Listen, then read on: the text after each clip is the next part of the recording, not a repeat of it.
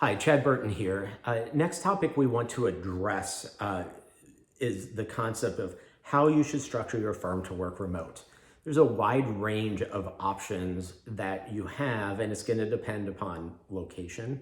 It's going to depend upon how equipped you are for remote work right away, and really, where your team is at. What makes the most sense for you and your clients. At some point, this may just be forced. In fact, we're going to start probably seeing more and more locations like the Bay Area where people are, you know, under the shelter concept where they can only leave their homes in certain circumstances. We should probably expect to see more of that.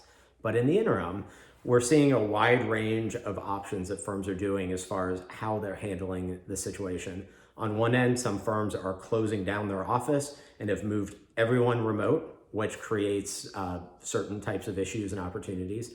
On the other end, we have firms that are still trying to pretend like this isn't a big deal and it's just business as usual.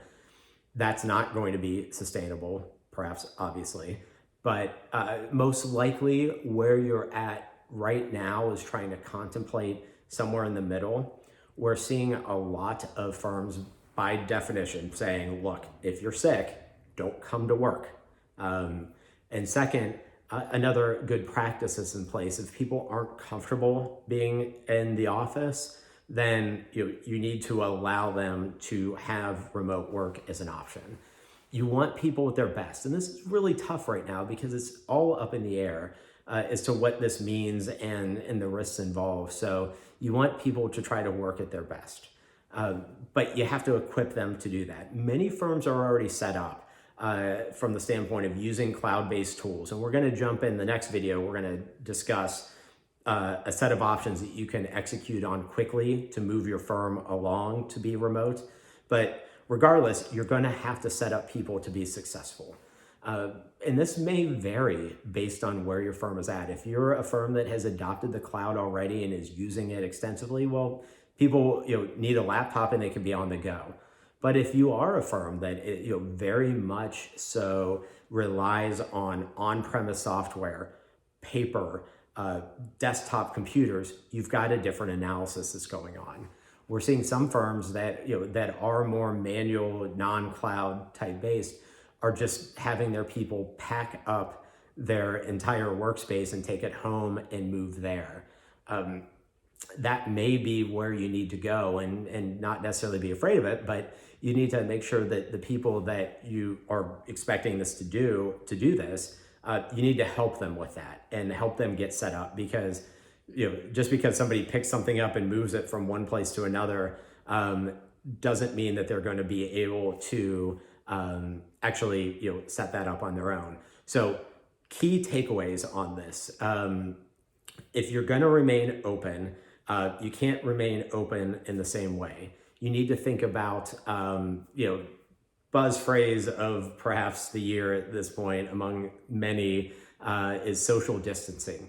This concept of spending time apart from people and keeping that 6-foot barrier that applies in your office too. If you're going to keep it open, you want to make sure that people are going to be comfortable because sometimes clients, we're seeing this quite a bit where clients still want to do in person, or potential clients want to do consultations in person because they still need to hire a lawyer. If you're going to do that, make sure that you're spreading out your appointments.